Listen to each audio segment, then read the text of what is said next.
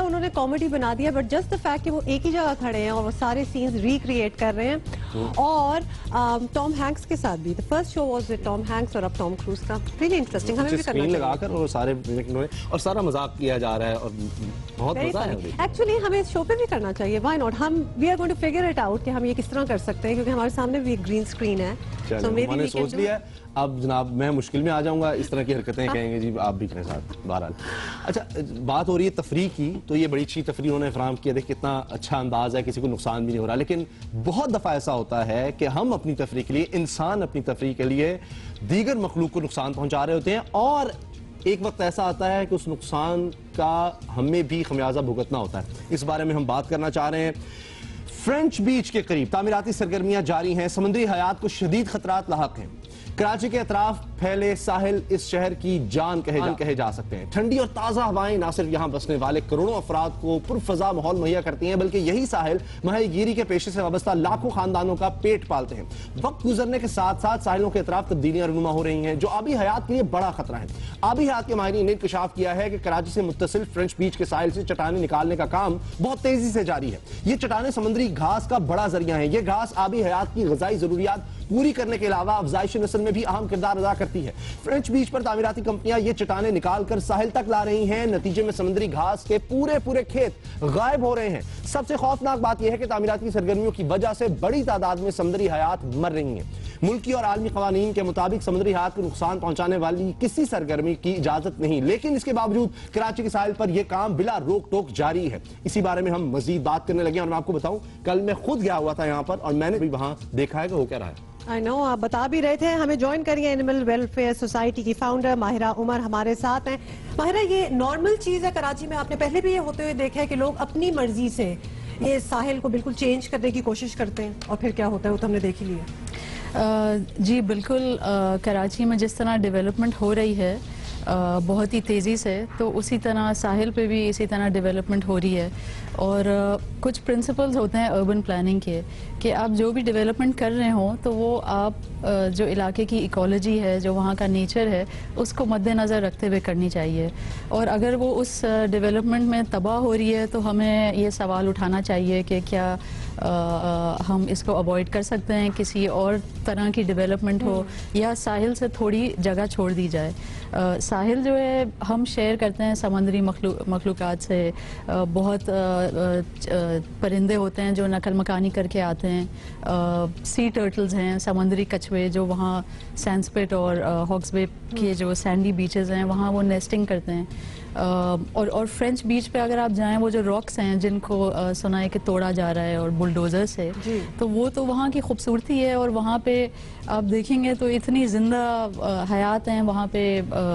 Crabs होते हैं, छोटी मछलियाँ होती हैं उन रॉक पूल्स में। लेकिन कोई लॉज यहाँ अप्लाई करते हैं? बिकॉज जिस तरह बता रहे हैं कि लोग जो अपने घरों की कंस्ट्रक्शन कर रहे हैं, यानी इंडिविजुअल्स, वो आगे से कोई उनको रोक टोक नहीं है। अगर वो चाहें तो वो साहिल बढ़ा लें, कम कर लें, वो पत्थर वहां से हटा रहे हैं, basically killing all this life form. देखें, एक तो कराची में बेतहाशा लैंड रिक्लेमेशन हुई है जो कि समंदर से ज़मीन छीनी गई है, जिसका लोग कहते हैं कि कभी ना कभी समंदर अपना बदला लेगा। समंदर अगर बदला लेता है तो फिर आपको पता है, आप देखें एक लॉ है जो दुनिया भर की एक लॉ है जिसको एक बिल्कुल ही एक पब्लिक डॉक्ट्रिन है। उसमें यह है कि आप जो जहाँ तक पानी आता है तो उसके चंद फुट तक आप कोई डेवलपमेंट नहीं कर सकते हैं, ना वहाँ नेचुरल इकोलॉजी को आप डिस्ट्रॉय कर सकते हैं। तो हमें आवाम को चाहिए कि आवाज़ उठाएं और इस पे मतलब बिल्कुल हम लोगों को अवेयरनेस नहीं है। जब मैं वहां गया तो वो कहे कि पता नहीं ये क्या करने आ गए हैं, क्या बात कहेंगे, हालांकि उनको एहसास नहीं है कि हम उन्हीं की बेहतरी के लिए बात करना चाह रहे हैं। उनका ख्याल है कि यहाँ जो घर बने हैं वो कहते हैं हम तो सिर्फ पत्थर अगर हटाते हैं तो कहीं लेकर नहीं जाते, यही समंदर के साहिल पर रख देते हैं। उनको अवेयरनेस ही नहीं है कि आगे से पत्थर उठाकर उनको पीछे लेकर साहिल पर रखना अपना घर बचाने के लिए, इससे क्या नुकसान हो रहा है। देखिए, आप पत्थर कहीं और से ला सकते हैं, पीछे इतनी ज़मीन खाली है, आप वहाँ साहिल पे उसको तो रहने दें। हम जो कराची शहर है यहाँ पे हम इसको शेयर करते हैं वाइल्ड लाइफ के साथ भी। आप देखें हमारे साहिल पे इतने मैंग्रोव के वो फॉरेस्ट हैं, तिमर के जंगलात।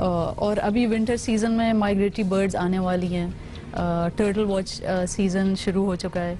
तो आप ये सब वाइल्ड लाइफ अपने शहर में रहते हुए आप इंजॉय कर सकते हैं। इसको अगर आप तबाह करेंगे या इसमें आलूदगी जो जा रही है, एक तो वो भी शहर का बड़ा मसला है। पहले ही मेरा ख्याल है ज्यादातर तो खत्म कर दी है। जी बिल्कुल, और है जो चली हुई है उनको बचाने के लिए। बिल्कुल, और मैंग्रोव्स जो हैं वो साइक्लोन से और स्टॉर्म से बचाते हैं शहर को, और एक किस्म का बैरियर होता है, बफर होता है। और फिर वो श्रिम्स की और मछलियों की नर्सरी होती है। और आप देखें जो पानी जो है हम अनट्रीटेड सूएज जो अपने साहिल पे छोड़ रहे हैं, सी व्यू से लेके बोर्ड बेसन और इलाकों में, तो वो तो हमारे लिए कितना नुकसानदेह है। अच्छा, ये बातें हम इसीलिए कर रहे हैं कि जो लोग हमें देख रहे हैं, जो व्यूअर्स देख रहे हैं, उनको भी कोई नॉलेज आए और एटलीस्ट रुकें ये करने से। लेकिन इसके अलावा कोई हमारे ऐसे लॉज हैं, क्योंकि आप तो इतना काम करती हैं इस पे, कि जहां ये स्ट्रिक्टली मना हो, हुकूमत की तरफ से मना हो कि आप टच नहीं कर सकते शोर लाइन को? क्योंकि अगर तो कोई लॉ है तो ये लोग they are breaking the law then. जी मेरे ख्याल से तो इसको जो एक हमारी एक एनवायरमेंटल प्रोटेक्शन एजेंसी है सिंध में, तो उनको इन्वेस्टिगेट करना चाहिए। और ये बहुत अच्छी बात है कि ये चीज़ रिपोर्ट हुई है, इसको ज़रूर इन्वेस्टिगेट करना चाहिए। आपने देखा है कि कई ऐसी जानवर हों, कई ऐसे जानवर जिनकी नस्ल ही खत्म हो गई है कराची से? जी बिल्कुल, जितने ये नकल मकानी करके चिड़ियाँ आती थी ये कम आ रही हैं। कराची में आपको पता है फ्लेमिंगोज होते थे, जो एक लंबी टांगों वाली माइग्रेटरी बर्ड होती है। लेकिन actually you are very right, क्योंकि ये भी एक चीज़ है सुनी सुना, ये देखा नहीं है। बिल्कुल, बोर्ड बेसन के इलाके में। और हम तो कहते हैं कि आपके शहर में एक इतनी अच्छी बर्ड वॉचिंग की अपॉर्चुनिटी है, गवर्नमेंट को चाहिए कुछ लो कॉस्ट टूर्स ऑर्गेनाइज करे पब्लिक के लिए, लोगों को उन इलाकों में लेके जाएं, बच्चों को दिखाएं, कछुए आते हैं।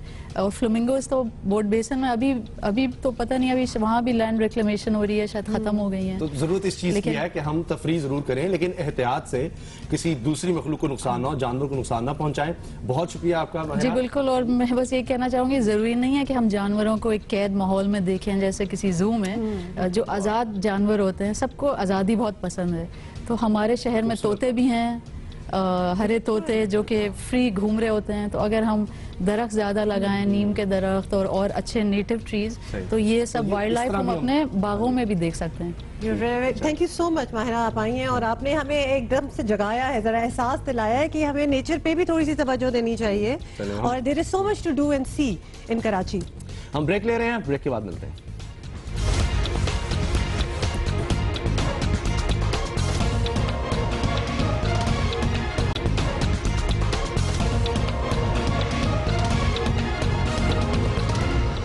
ब्रेक से पहले हम बात कर रहे थे किस तरह आबी हयात को हम लोग नुकसान पहुंचाना शुरू हो जाते हैं, लेकिन आबी हयात को नुकसान पहुंचाए बगैर भी हम बहुत ज्यादा एंजॉय कर सकते हैं। हाँ, दैट्स ट्रू। लिहाजा मैंने आपको एक जगह के बारे में बताना है जी। एक तरफ तो हम आपको बता रहे थे कि कराची के फ्रेंच बीच पे क्या हो रहा है और वो तबाहियां हमने आपको बताई हैं, लेकिन दूसरी तरफ जो है वो एक बड़ी ही खूबसूरत आइलैंड है, छोटा सा, जो आपको दिखाना चाहते हैं। और कौन गया हमारी टीम में से? साकिन गए इस स्पॉट पे। चुरना आइलैंड है इस जगह का नाम। इट इज ब्यूटीफुल और आप जा भी सकते हैं, कराची के बिल्कुल नजदीक ही है। तो ये देखिए जरा।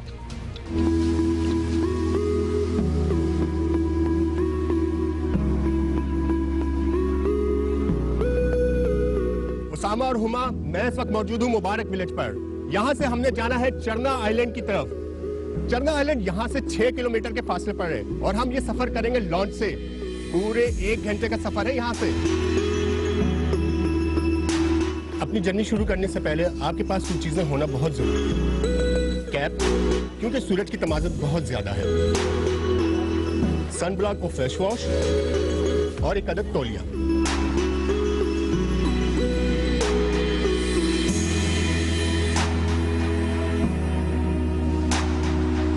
इस वक्त हम लोग समंदर के बीच में हैं। वो नजर आ रहा है हमें चरना आइलैंड, एक खूबसूरत रॉकी माउंटेन। गोरा चरना आइलैंड। मैं इस वक्त बीच समंदर में हूँ, खूबसूरत समंदर पाकिस्तान का।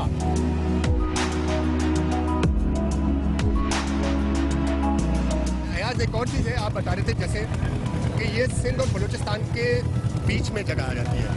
जी सर। सिंध बलूचिस्तान का साहिल वो इलाका पड़ता है जी, और सिंध इस तरफ पीछे, हमारे बिल्कुल पीछे पड़ जाएगा जी। सर जिस जगह से हम लोग बैठे थे वो जो है वेस्ट सिंध है। वेस्ट सिंध है। और जिस पानी में हम उतरे थे वो जो है ईस्ट बलूचिस्तान है। चरना आइलैंड को मुकामी जबान में चुड़नो कहते हैं। चुड़नो, चुड़नो आइलैंड कहते हैं। अगर आप इसको देखें तो हवाओं ने इसकी तराश खराश करके इसको एक खूबसूरत चट्टान, एक खूबसूरत दीवार बना के रख दिया है।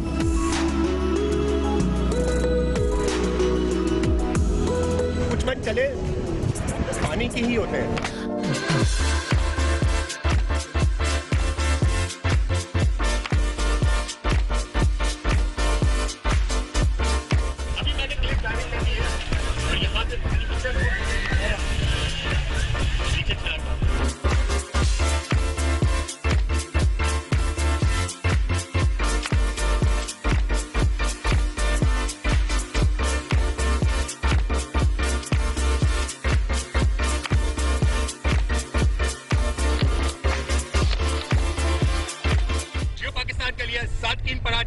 चरना आइलैंड। वाह जी वाह, हाउ नाइस, वेरी नाइस। बहुत मुझे आला। बड़ा दुख है इस बात का कि हम क्यों नहीं गए उसामा, तो बिल्कुल आप जाएं, समुद्री हयात को एंजॉय करें वहां और पर। मतलब वहीं रह जाएं फिर हाँ जाके। जी, नहीं अब आपने जाना है। इस तरह की रिपोर्ट एक आपसे भी अब एक्सपेक्ट की जा रही है। आप जाएंगी, ये सारा समंदर में कूदेंगी, ठीक है, यस सर। और फिर नीचे भी आपने समंदर के जाना है। वो क्या अच्छा, ये बोला उसामा इसलिए बार बार इसलिए कह रहे हैं बिकॉज मुझे थोड़ा सा फियर ऑफ वाटर है, थोड़ा सा मुझे पानी और के क्यों issues है हैं। वो भी बता देना। क्या आपको क्या लगता है, क्या मुझे होगा? लगता है शार्क आ जाएगी। मैंने हंसने की कोई बात नहीं है, हर मूवी में हमने देखा है कि जब आप बहुत एंजॉय कर रहे होते हैं, सादकीन के साथ ये नहीं हुआ, थैंक यू, क्योंकि वो मेरे कान में इस वक्त वो बिल्कुल ठीक है, लेकिन हो जाता है उसामा, यू नो दैट। अच्छा, ये इतना खूबसूरत जो आपने देखा ना चुरना आइलैंड, ये ऊपर से समंदर आपको जो नजर आ रहा है, इतना ही खूबसूरत, बल्कि नहीं इससे कहीं ज्यादा खूबसूरत समंदर की तह में है। और कुछ underwater। मनाजिर हम आपको दिखा रहे हैं। ये दोबारा दिखाएं भाई। ये आपने देखा है, ये तो मछलियां आप देख रहे हैं, लेकिन ये देखिए कितनी मछली है। यही नीचे आप जा सकते हैं और ये देख सकते हैं आप खुद और ये जो नीचे लाइनों जाकर। वाली मछली आप वो देख रहे हैं, हाँ। इसको ज़ीब्रा मछली कहते हैं। ये लिबास नहीं है आपको वहां वैसे। पर मिल जाएगा खास। आप नीचे जाकर अपनी तस्वीरें बनवा सकते हैं। ये पाकिस्तान है और ज्यादा मुश्किल नहीं जा रहा। अच्छा, ये पानी के अंदर ये पहाड़ है, मतलब क्या खुदा की कुदरत आप देखें उसामा, कि मतलब जो चीज हमें ऊपर से नजर भी नहीं आ रही वो कितनी गहरी है और क्या दुनिया आबाद है नीचे। अच्छा, मैं चाह रहा था हम दोबारा उस मछली को देखते। वो इतनी उसकी स्पीड है उस मछली की कि आदमी हैरान हो जाता है। ये लाइनों वाली जहाँ से रही है। मछली को वो एक मछली हमने देखा, जैसे ही शॉट आया पहला, हाँ। शुप करके गई, ऐसे जैसे भाग रही जेट हो। इंजन लगा हुआ है, वो अचानक से। तो ऐसी सी मखलूक है समंदर में। ये भी कहा जाता है ना कि ज्यादातर मखलूक तो ज़ाहिर है समंदर की तह में है मौजूदा, ज्यादातर का हमें पता ही नहीं है, ज्यादातर का हमें पता नहीं। ये रहे। ये देखिए, ये स्लो मोशन में अगर हो तो फिर आपको शायद पता लग सके, क्योंकि उसकी फुर्तियां बहुत ज्यादा उसामा है। इज सो इम्प्रेस्ड इतनी बाय द तेज है। स्पीड। अच्छा, देखिए कि रहे। कहा जाता है हम स्पेस के बारे में, ये देखिए इसकी तेजी देखिए, ये भी स्लो मोशन में था। ओ, क्योंकि उसके पीछे एक नजर और नहीं आई उसके मछली बाद। भी उसके पीछे पड़ी है। कमाल है, ऐसी सी मखलूक है। तो जनाब, very स्पेस के बारे में लोग कहते हैं कि हम शायद ज्यादा जानते हैं और समंदर के बारे में कम। तो क्या खूबसूरती है समंदर के अंदर। अच्छा, एक और मामला जिसके बारे में हम जान चुके हैं और अब उसके फैसले का भी सब लोगों को इंतजार है, और सुप्रीम कोर्ट अब इस मामले को देख रही है। बिला आखिर सुप्रीम कोर्ट ऑफ पाकिस्तान में पनामा लीक्स के मुकदमे की समाअत शुरू हो गई है और इस बारे में हम तफसील से बात करेंगे, क्योंकि उसके बाद बड़े जबरदस्त बयानात भी आ गए हैं। इमरान खान साहब ने भी इसको खैर मकदम किया इसका, और ख्वाजा आसिफ साहब ने, वज़ीर दफ़ा ने भी, वज़ीर आज़म ने भी। तो अब देखते हैं कि सब आराम से इंतजार करेंगे या सियासत तेजी से लेकिन ये उतरेगी। सब कुछ देखने के लिए आपको थोड़ा सा इंतजार करना पड़ेगा। इस वक्त है न्यूज हेडलाइंस का वक्त और उसके बाद हम तो इधर ही हैं, मिलते हैं।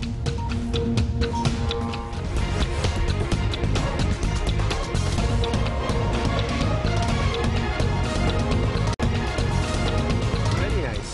बहुत अच्छा शॉट था, लेकिन हम भी Nice, इंजॉय very कर रहे थे कि nice. कैसे नजर आ रहा है। हम नोटिस कर रहे थे कि क्या शॉट बनाया। एनीवे, वेलकम बैक टू जियो पाकिस्तान और अभी देखें इस घंटे की टॉप स्टोरीज।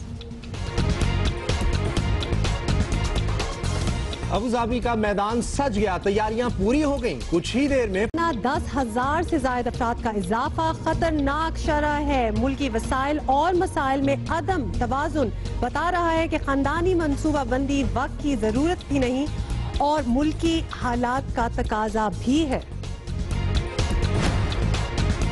और हॉलीवुड सुपरस्टार स्कारलेट जॉनसन के फैंस के लिए खुशखबरी। पेरिस में पॉपकॉर्न की दुकान खोलेंगी। पहले दिन ग्राहकों को खूब पॉपकॉर्न पेश करेंगी।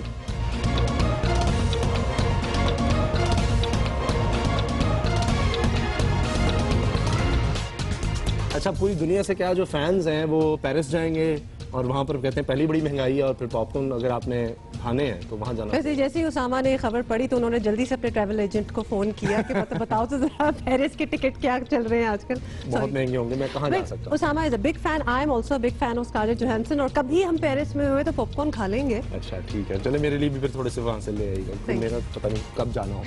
अच्छा, पहले जो खबर हमने आपको बताई थी थोड़ी सी कि हम उस पर बात करेंगे, अब तफसील से बात करते हैं। पनामा लीक्स का मामला आखिरकार सुप्रीम कोर्ट में पहुंच चुका है, और अभी तो सभी खुश नजर आ रहे हैं, लेकिन जब फैसला आएगा तब क्या होगा। बिला आखिर सुप्रीम कोर्ट ऑफ पाकिस्तान में पनामा लीक्स के मुकदमे की समाअत शुरू हो ही गई, और इससे ज्यादा अहम बात यह है कि तमाम फरीकैन अदालती कार्रवाई से मुतमईन भी नजर आए। सुप्रीम कोर्ट ने पनामा केस पर में वजीर आजम, अटॉर्नी जनरल और विफाक को नोटिस जारी कर दिया है, लेकिन इसके साथ साथ चीफ जस्टिस पाकिस्तान का कहना है कि वो किसी सियासी मामले में नहीं पड़ेंगे। चीफ जस्टिस की सरबराही में 3 रुकनी बेंच ने पनामा पेपर्स की तहकीकात और वजीर आजम को नाअहल करार देने से मुतालिक तहरीक इंसाफ और जमात इस्लामी समेत 6 मुख्तलिफ आईनी दरखास्तों की समाअत की। अदालत ने तारिक असद और असद खरल की दरखास्तों पर भी नोटिस जारी करते हुए हुक्म दिया कि तमाम दरखास्तें 2 हफ्तों में दोबारा समाअत के लिए मुकर्रर की जाएं। समाअत के बाद इमरान खान भी मुतमईन नजर आए। मुझे बड़ी खुशी है कि पाकिस्तान की जमहूरियत की तारीख में एक बहुत अहम आज फैसला किया सुप्रीम कोर्ट ने कि प्राइम मिनिस्टर को तलब कर लिया।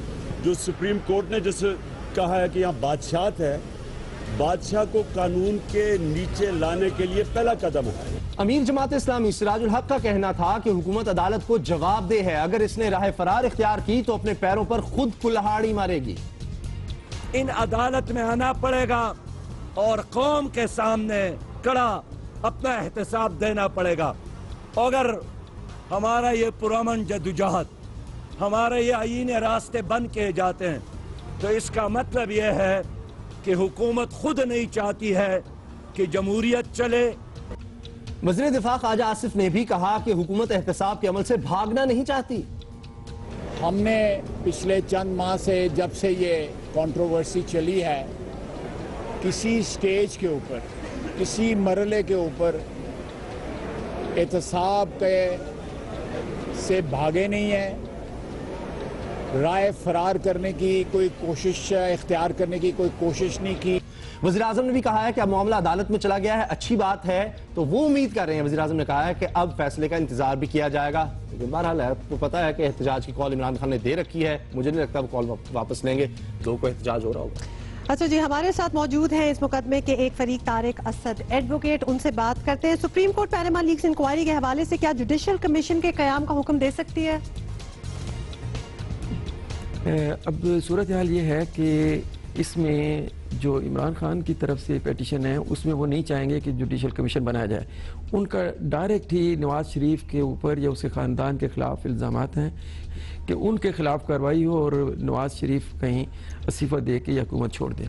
तो ये हो सकता है कि जुडिशल कमीशन बना भी दिया जाए, लेकिन अगर ना बनाया जाए तो मेरी दूसरी जो इस्तदा है उसमें ये है कि किसी एजेंसी को, FIA को, फेडरल इन्वेस्टिगेशन एजेंसी को ये हिदायत की जाए कि वो इसके ऊपर मुकम्मल इन्वेस्टिगेशन करने के बाद वो रिपोर्ट पेश करें, और जो भी जिसके ऊपर इल्ज़ाम साबित हो उन सब को ही, उन सब के ख़िलाफ़ कानूनी कार्रवाई की जाए। लेकिन ये उनका जो है उसका मैं समझता हूँ कि उनकी जो पेटिशंस हैं वो एक पॉलिटिकल क्वेश्चन कहा जाता है, हमारी कानून की ज़बान में पॉलिटिकल टिकट होता है, जिसको अदालतें समाअत के लिए एक्सेप्ट नहीं करती। लेकिन चूँकि ये सब पेटिशंस अब मंजूर कर ली गई हैं और नोटिस जारी कर दिए गए हैं, तो इन पे समाअत होगी, और ये अदालत का एक अपना डिस्क्रिशन होगा कि वो जुडिशल कमीशन बनाए या इसकी इंक्वायरी के लिए किसी और इदारे को। आप भी पार्टी हैं तारिक असद, तो ये बताएं कि अगली समाअत पर क्या अदालत हुक्म दे सकती है कि वज़ीर आज़म खुद पेश हो? डायरेक्टली उनका अपना कोई नाम ऐसा नहीं है, और उनके बेटों का या उनकी बेटी का है, तो उनको अदालत में बुलाने की कोई ऐसी ज़रूरत नहीं है, क्योंकि डायरेक्टली उनका कोई ऐसा नहीं है कि उन्होंने कोई तौहीन अदालत की है या कोई ऐसा जुर्म ऐसा किया है जो कि प्राइमा फेशी के साबित हो रहा है। तो इसलिए उनको बुलाना मेरा ख्याल है बिल्कुल भी कोई किसी सूरत में मुमकिन नहीं है। एक और चीज के तहरीक इंसाफ देने से रोका जाए, आपकी ये दरख्वास्त जो थी ये अदालत ने मुस्तरद कर दी है, तो क्या अदालत ये हुक्म 2 नवंबर के बाद भी दे सकती है? अदालत ने इसको मुस्तरद नहीं किया, बल्कि वो भी इस जो मेन पिटीशन के साथ सुनी जानी है। लेकिन मैं इसके ऊपर जो अर्ली हियरिंग की दरख्वास्त दूंगा तो मुझे इंशाल्लाह उम्मीद है कि अगले हफ्ते में इसको लगाकर सुना जाएगा और सुनना चाहिए। तो उसमें ये बात इंशाल्लाह इसमें धरने के ऊपर स्टे होने का भी मुझे कभी।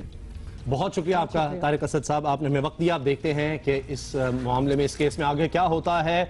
यकीनन हम जियो पाकिस्तान पर इस पर बात करते रहेंगे। और आज एक बहुत अहम मैच हो रहा है, दूसरा टेस्ट मैच पाकिस्तान और वेस्ट इंडीज के दरमियान है।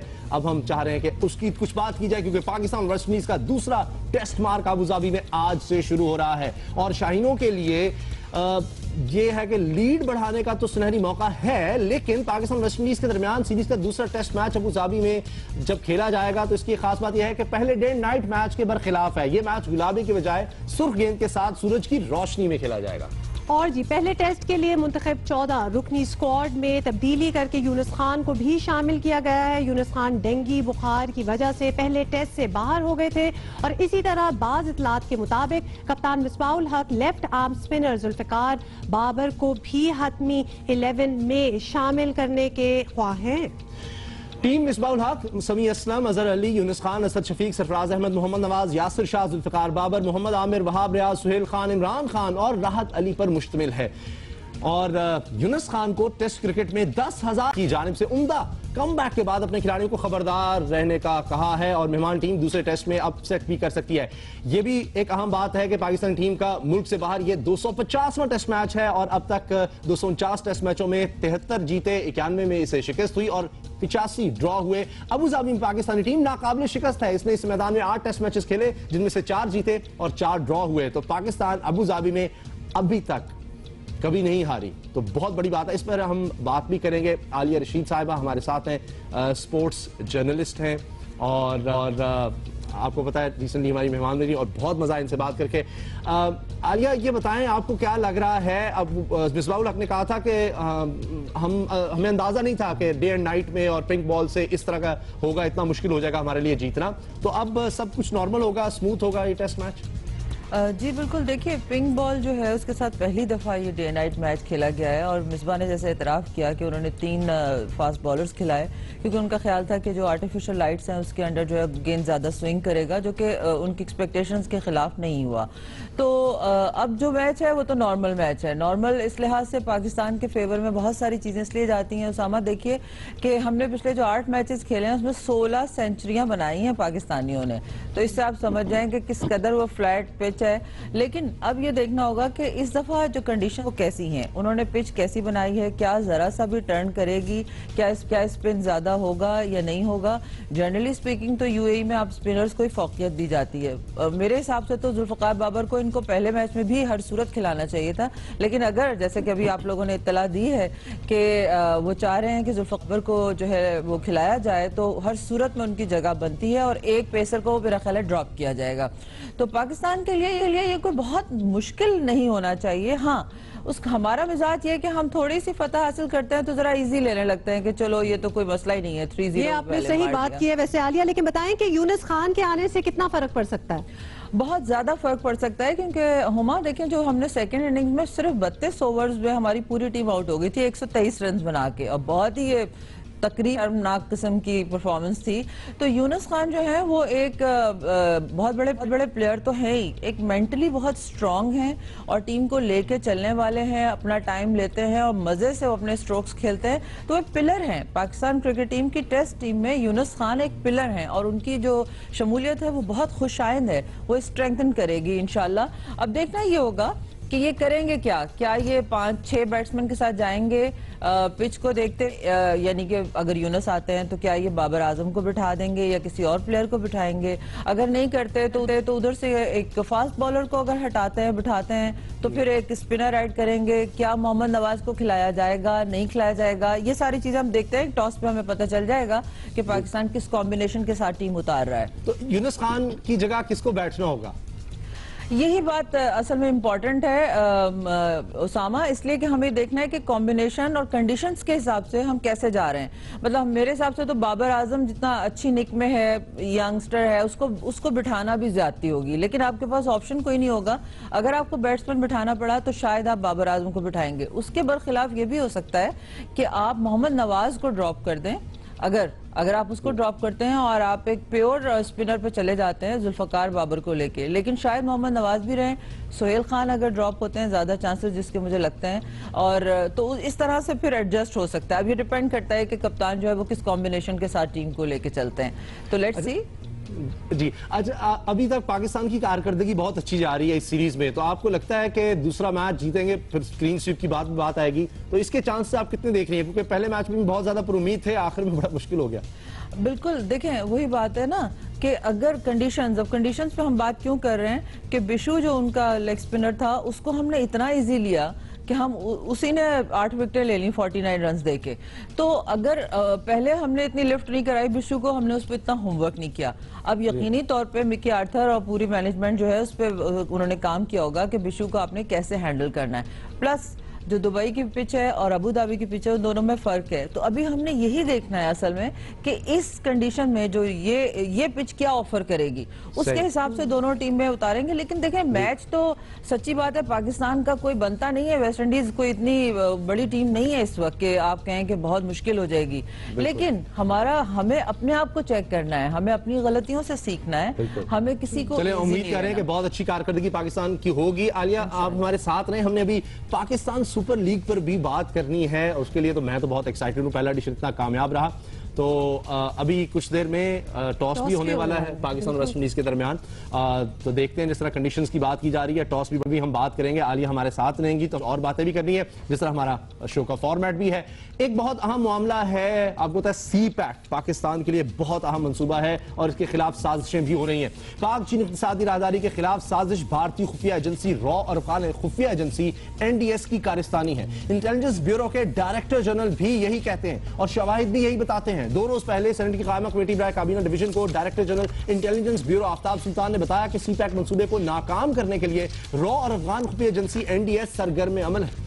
2013 से 2016 तक इदारे ने 5000 ऑपरेशंस किए, जिनमें 865 इंतहाई मतलूब दहशतगर्द पकड़े गए और 171 मारे गए, जिनमें से बेशतर रॉ और NDS के लिए काम करते थे। IB हुकाम ने कमेटी को बताया कि सी पैक को गैर फिरासती अनासिर और गैर मुल्की एजेंसियों से खतरा है। TTP, लश्कर जंगी, East Turkistan movement, Jamaat ul Ahrar और अलकायदा बरसगीर रॉ और NDS के लिए काम करती हैं। इन दहशतगर्द तंजीमों में मकामी दहशतगर्द शामिल हैं। रवां साल 26 मई को पाकिस्तानी इदारों ने 6 अफगान खुफिया एजेंट पकड़े थे। मंगल के रोज इस्लामाबाद एयरपोर्ट से भी एक मुश्तबा अफगान शहरी पकड़ा गया। कराची समेत मुल्क के दीगर इलाकों से अब तक रॉ के कई एजेंट पकड़े जा चुके हैं, जिनमें कुलभूषण यादव भी सबसे नुमाया है। Existence and visits to Karachi in 2003 and 2004, and having done some basic assignments within India for RAW, I was picked up by RAW in 2013 end. Ever since, I've been directing various activities in Balochistan and Karachi at the behest of RAW and deteriorating law and order situation in Karachi. I was basically the man for Mr. Anil Kumar Gupta, who is the Joint Secretary RAW, and his contacts in Pakistan, especially in the Baluch Students Organization. My purpose was to hold meetings with Baluch insurgents and carry out activities with their collaboration. These activities have been... army chief general Raheel Sharif एक से ज्यादा बार ये बात वाज़ेह तौर पर कह चुके हैं कि दुश्मन सी पैक मंसूबे को खत्म करने के दर पे है, और यही बात मुतअद्दिद हुकूमती ओहदेदार भी दोहरा चुके हैं। बलूचिस्तान में खून की नहरें बहाने जा रही हैं और इन्होंने चंद तकों के लिए राह का एजेंट बन के, हिंदुस्तान का एजेंट बन के इन्होंने चंद टकों के लिए यहाँ खून की नदियाँ बहाई है। NDS और रॉ का जो गठजोड़ है पाकिस्तान को डिस्टेबलाइज करने का फ्रॉम द डे फर्स्ट मैं ये कह रहा हूँ। DGIB के बयान और दीगर शवाहिद को मजीद तक़वियत इस बात से भी मिलती है कि सी पैक के रास्ते में होने वाले हर हमले की जिम्मेदारी भी हालिया दिनों में तालिबान या इससे जुड़ी जमात उल अहरार जैसी तंजीमें ही कबूल करती रही हैं। तो इससे वाज़ेह हो रहा है कि कौन कौन सी एजेंसी मुलव्वस है। देखिए, फिर भी हम डिफेंस एनालिस्ट से बात कर लेते हैं। हमें ज्वाइन कर रहे हैं डिफेंस एनालिस्ट आमिर राना। आमिर राना साहब, ये बताइएगा कि इस बात में कितनी हकीकत है कि तहरीक तालिबान और ईस्ट तुर्किस्तान मूवमेंट जो है वो रॉ और अफगान एजेंसी NDS की उनको सपोर्ट हासिल है? हमें इतलात है कि जो पाकिस्तानी ग्रुप हैं जो बेस्ड हैं सरहद के उस पार, उनको अफगान इंटेलिजेंस एजेंसीज ने अपना एसेट समझा था, शायद कुछ ग्रुपों को समझते भी हैं। लेकिन एक बात देखनी चाहिए, ये जितने भी मिलिटेंट ग्रुप हैं ये क्या प्रॉक्सी बन सकते हैं किसी भी स्टेट की, या इनके अपने एजेंडा हैं और अपने एजेंडा के हसूल के लिए इनको जहाँ से भी मदद मिलती है उस मदद को हासिल कर लेते हैं। इस फ़र्क को कायम रखना मेरा ख्याल है कि बहुत ज़रूरी है। हाँ, इसमें जो टीटीपी और ख़ास तौर के ऊपर जो ईस्ट तुर्किस्तान इस्लामिक मूवमेंट का है, दोनों का केस बिल्कुल अलग है। ईस्ट तुर्किस्तान के जो लोग जो ज़्यादा ज़रबे के बाद जिन्होंने इर्तिकाज़ किया था, वो तालिबान के जो गढ़ थे उन इलाकों के अंदर किया था, और ख़ास तौर पे हिलमंद में। इसी साल तालिबान ने उनको अपने इलाकों से मार भगाया है और उनका खासा उनको कमज़ोर कर दिया। टीटीपी जो गई थी यहाँ से निंगरहार, कुनर और बदख्शां जैसे इलाकों के अंदर गई थी, और उनका बेस रहा है ख़ास तौर के ऊपर निंगरहार के अंदर, और ये उनको स्पेस दी गई वहाँ से। लेकिन इसको देखना पड़ेगा कि आप एक सवाल है कि क्या जो दहशतगर्दी पाकिस्तान में हो रही है इन सब के पीछे भारतीय और अफगानी एजेंसीज हैं? हमें मालूम है कि पाकिस्तान का और इंडिया का एक ख़ास पस मंज़र है, कोर्ट वार्स का, खुफिया जंगें यहाँ पे होते रही हैं। इंडिया जो है पाकिस्तान के अंदर 70s के अंदर 80s के अंदर बड़े हमारे पास वाज़े हुकूमत के पास सबूत थे कि वो यहाँ पे उनकी एजेंसीज इन्वॉल्व रही हैं। लेकिन जो इस वक्त पाकिस्तान को जो चैलेंज दरपेश है उसकी नोयत को समझने की ज़रूरत है। जैसे दो बड़े चैलेंज हमें दरपेश हैं। एक तो वो है जो मजहबी इंतहा पसंद हैं, जाहिर है वो चाहेंगे मदद जहाँ से भी मिले उसको इस्तेमाल करेंगे। दूसरे ग्रुप हमें जिसकी इतलात मिलती हैं कि बलूचिस्तान के अंदर हैं जो नेशनलिस्ट टेंडेंसीज के हैं, शायद यहाँ पे कुछ थोड़ा सा स्पेस ज़्यादा हो बाहर की एजेंसीज के लिए इंटरवीन करने के लिए। लेकिन इसको कहना कि बराह रास्त कोई कर रहे हैं, इसके लिए बड़े वाज़े सबूत चाहिए। अच्छा आमिर, ये भी बताइएगा कि पाकिस्तान में इस वक्त दाइश और ईस्ट तुर्किस्तान मूवमेंट कितना असर रखती है और इनका नेटवर्क जो है वो कितना मजबूत है? देखिए, जहाँ तक तो ताल्लुक है ईस्ट तुर्किस्तान इस्लामिक मूवमेंट का, ये एक खासी कमज़ोर तहरीक बन चुकी हुई है। लेकिन जैसे इराक़ के अंदर पेशरफ जारी है और मोसुल की तरफ फ़ौजें बढ़ रही हैं, और अगर वहाँ से ये लोग निकलते हैं, ख़ास तौर के ऊपर जो लोग सेंट्रल एशिया से, चाइना से, साउथ एशिया से गए हैं, तो उनका दोबारा इर्तिकाज़ तवज्जो जो है अफ़गानिस्तान की तरफ भी हो सकती है, और कुछ जो गिरोह टूट के इंडिविजुअल पाकिस्तान की तरफ भी आ सकते हैं। तो उस सूरत में ये ख़तरा बन सकती है। लेकिन अभी जो सूरत हाल है ये खासा कंट्रोल में है।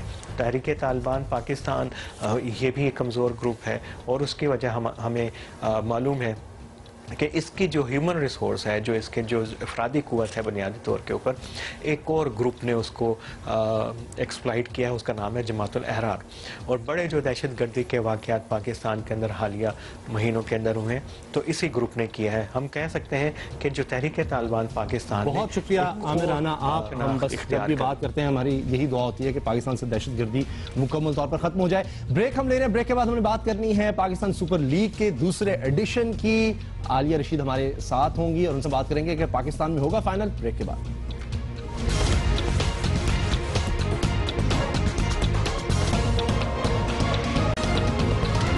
आपने देख लिया पाकिस्तान ने टॉस जीत लिया है। मिसबाहुल हक खुश हैं, वेस्टइंडीज के कप्तान थोड़े से परेशान हैं कि अब बैटिंग पाकिस्तान पहले कर रहा है तो वो भी ये करना चाहते थे। 3 तब्दीलियां हो गई हैं, यूनुस खान मैच में वापस आ रहे हैं और मिसबाहुल हक इस पे बहुत खुश हैं, कहते हैं इतना जबरदस्त ग्रेटेस्ट प्लेयर एवर में शामिल है वो पाकिस्तान की तरफ से। इसके अलावा जुल्फिकार बाबर की वापसी हो रही है और राहत अली भी आए हैं, वहाब रियाज को रेस्ट दिया गया है। देखें आप मिसबाहुल हक भी कितने खुश नजर आ रहे हैं। तो अब आलिया रशीद साहिबा से इस बारे में हम बात कर लेते हैं, क्योंकि वो बड़ी जबरदस्त बातें कह रही थी कि कंडीशंस जो है बड़ी अहम होंगी और टॉस भी जाहिर है। आलिया, मेरा ख्याल है कि बड़ा अच्छा ही हुआ कि बैटिंग पहले हो रही है, क्योंकि अभी हमने वेस्ट इंडीज कैप्टन को भी देखा है, वो भी उनकी भी ख्वाहिश थी कि अगर वो भी जीते तो वो पहले बैटिंग करते। गुड डिसीजन, बिल्कुल बिल्कुल बेहतरीन डिसीजन, और खुशकिस्मत कितने हैं आप ये देखें कि टॉस जीते जा इंशाल्लाह से। इसी वजह से ये चांस मिल रहा है कि हम बैटिंग ट्रैक्स हैं तो फौरी तौर पर खेलें। और फिर आपको पता है कि बोर्ड पे अगर आप 500-600 रन लगा दें तो उसका जो बोर्ड का प्रेशर होता है स्कोर का, वो अगली टीम को मारने के लिए काफी होता है। ऑल्दो वेस्ट इंडीज ने बहुत अच्छा रजिस्ट किया था पिछले मैच में, लेकिन इस मैच में जो चेंजेस हुई हैं वो थोड़ी सी सरप्राइजिंग इसलिए है कि उन्होंने आमिर और वहाब दोनों को रेस्ट दिया है, जो ये भी इंडिकेट कर रहा है कि काफी फ्लैट पिच होगी और ये स्पिनर्स को टोटली हेल्प करने जा रही है। तो एक अच्छा मैच दोनों तरफ से हमें देखेंगे, क्योंकि उनके पास भी स्पिनर अच्छे हैं, हमारे पास भी स्पिनर्स अच्छे हैं। यासिर शाह को देखेंगे, जुल्फकार बाबर को देखेंगे, कि नवाज को देखेंगे कि वो लोग यहाँ पे किस तरह का जादू जगा सकते हैं।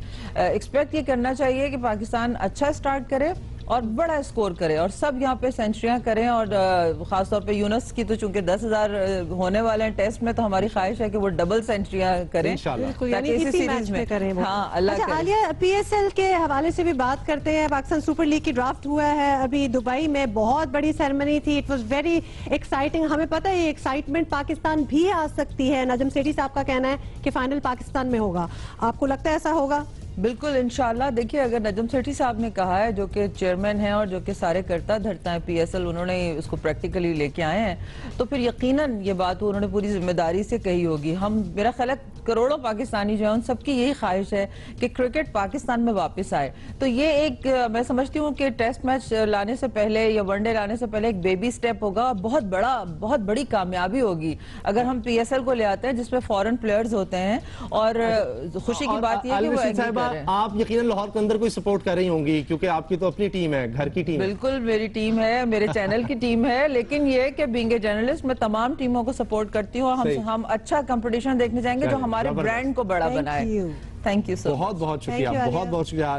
बहुत अच्छा लगता है आपसे बात करके हमेशा, और बड़ी जबरदस्त जर्नलिस्ट हैं और इतनी जबरदस्त वो बातें करती हैं ना। और मेरे लिए तो इसलिए भी अच्छा है because she is a female sports journalist and I personally feel proud कि इस फील्ड में भी हमारा इतना एमिनेंट नाम है आलिया साहिबा का। अच्छा, अब फीमेल्स की बात कर रही हैं। पाकिस्तान की आबादी का बड़ा हिस्सा खवातीन हैं और ये एक ऐसा मसला जो पाकिस्तान का है, लेकिन खवातीन इससे ज्यादा मुतासिर होती हैं। खानदानी मनसूबाबंदी के बगैर आबादी पर काबू पाना नामुमकिन है। सूरत हाल मुसलसल खराब हो रही है। इकोनॉमिक सर्वे ऑफ पाकिस्तान के मुताबिक पाकिस्तान आबादी में इजाफा रोकने में नाकाम हो गया। आबादी में रोजाना 10,109 अफराद का इजाफा हो रहा है। शहरी आबादी में इजाफे का रुझान भी खतरनाक हद तक बढ़ता जा रहा है। हर साल शहरी आबादी में 26,90,000 अफराद का इजाफा हो रहा है। जब इस तरह हम कहते हैं कितना ज्यादा लगता है। इतने वसी पैमाने पर आबादी में इजाफे के बावजूद सहूलतें और वसाइल तकरीबन सिफर है। रिपोर्ट के मुताबिक ज़िचकी के दौरान शरह अमवात 2012 में 1,197 खवातीन थी। अलबत्ता सेहत की सहूलतों में बेहतरी से अब यह शरह कम होकर रवां साल 1,00,178 खवातीन तक आ गई है। हमारे माशरे में फैमिली प्लानिंग को एक बुराई के तौर पर भी पेश किया जाता है, जिससे मामला खराब हुआ है। अदाद शुमार के मुताबिक मुल्क में सालाना 10 लाख से ज्यादा इसकात हमल कराए जाते हैं। खानदानी मनसूबाबंदी से मुतल्लिक गलत फहमियाँ सिर्फ कम तालीम याफ्ता और गरीब तबके से ताल्लुक रखने वाले घरानों में नहीं, बल्कि तालीम याफ्ता खानदान भी इसका शिकार है। इसके अलावा खानदानी मनसूबाबंदी से मुतल्लिक इदारों में 80% अमला गैर तरबियत याफ्ता न तजर्बाकार है। माहिरीन के नजदीक हमारे यहाँ के डॉक्टरों को भी तरबियत देने की अशद जरूरत है। तेजी से बढ़ती आबादी मुल्क के महदूद वसाइल पर बोझ बनती जा रही है। खानदानी मनसूबाबंदी वक्त की जरूरत है और मौजूदा मुल्की हालात में एक अहम कौमी तकाजा है। जी, खाबर खान हमारे साथ हैं, यही हमारे लिए खबर लाए हैं। बड़ी अलार्मिंग खबर है, बहुत से सवाल आपसे पूछने हैं, लेकिन एक छोटी सी हम ब्रेक लेना चाह रहे हैं और उसके बाद आपके पास वापस आते हैं। छोटी सी ब्रेक।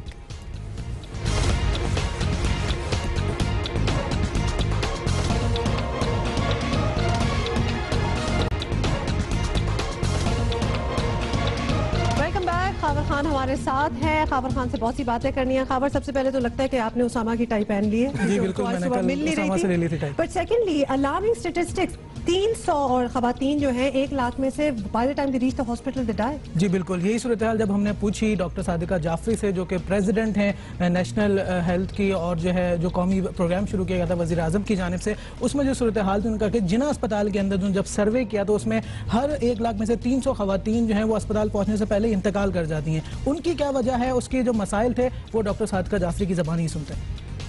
ये देखते थे कि माओं के ज़रा बात बहुत ज़्यादा होती कि, और ऐसी थी कि एक हमने जो स्टडी करनी पड़ी जो कि हमने की, और ये दिखाया कि माएँ जो कुछ माएँ हमारे पास आने से पहले ही ख़त्म हो जाती थी, जिसको हम कहते मतलब घर से चलती थी, कोई कॉम्प्लिकेशन हो जाता था प्रेगनेंसी में, लेकिन जिन्हें अस्पताल पहुंचने से पहले ख़त्म हो जाती थी। वो एक स्टडी हमने की थी जिसका नाम था mothers brought dead study to JPMC, Jinnah post graduate medical centre. उसमें ये देखा गया कि बहुत से जो मेडिकल इश्यूज तो थे, मेजर कॉज जो डेथ का था वो पोस्टमार्टम हेमरेज जिसे हम कहते हैं ना, ब्लीडिंग आफ्टर डिलीवरी, वो था मेजर। और भी कॉजेज़ थे, वो फिट्स पड़ती थी ये वो, लेकिन उसमें सोशियो और कल्चरल कॉजेज़ बहुत से थे कि ये कि प्रॉब्लम हुई घर पे लेकिन वो हॉस्पिटल नहीं आई, किस वजह से? या तो ट्रांसपोर्ट अवेलेबल नहीं थी, उनको पता था कि जाना है लेकिन ट्रांसपोर्ट नहीं है, या शौहर घर में नहीं है, इजाज़त नहीं ली गई है, या पैसे नहीं है। तो एक और हमने एक पेपर लिखा था जिसका socio cultural causes for maternal deaths for mothers reaching hospital dead, कि इट्स नॉट ओनली के ब्लीडिंग हो गई या फिट्स पड़ गई तो मर गई बेचारी, बल्कि ये कि हॉस्पिटल आने में क्योंकि देर हुई तो इसलिए वो ख़त्म हो गई। आई एम अलार्म, ये तो बड़ी अलार्मिंग बातें कर दी हैं डॉक्टर साहब ने। जी उमा, बिल्कुल यही नहीं बल्कि सूरत हाल ये है कि पॉपुलेशन काउंसिल ने जो डेमोग्राफिक सर्वे किया था 90s में और अर्ली 2000 में, उसे कहा था कि जी तकरीबन 10 लाख के करीब अबॉर्शंस होते हैं पाकिस्तान में। लेकिन इस वक्त जो सूरत हाल है, जो डॉक्टर सादिया पॉल से हमारी बात है, उनका ये कहना है कि ये तादाद भी काफ़ी हद तक बढ़ चुकी है। तादाद कितनी है, उन्हीं की ज़बानी सुनिए। डेमोग्राफिक पॉपुलेशन काउंसिल की स्टडी है। 10 साल पहले कोई तकरीबन 9 लाख से ज़्यादा, तकरीबन 10 लाख के करीब थी सालाना। ये भी हम समझते हैं अंडर एस्टिमेट है, लेकिन 10 साल बाद जो 2014 में शायद उन्होंने पब्लिश किया, उसमें ये 22 लाख हो गए, बजाय कम होने के ये बढ़ गए हैं। और ये आप ना समझें कि ये औरतें, ये यंग लड़कियां जाके करवा रही हैं, ऐसी बात नहीं है। ये ज़्यादातर मैरिड ख़वातीन हैं जिनके 3-4 बच्चे हैं, ठीक है, और वो चाहती हैं फैमिली प्लानिंग, लेकिन उनको वो मेथड्स मिल नहीं रहे, इफ़ेक्टिव मेथड्स मिल नहीं रहे।